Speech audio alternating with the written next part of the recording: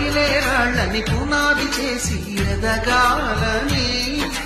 తరిలే వాళ్ళని హితులుగా తలచి ముందుకెళ్ళాలని,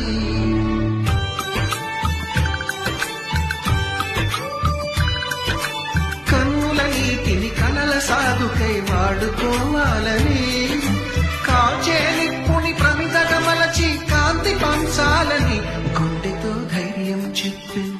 చూపుతో మార్గం చెప్పెను,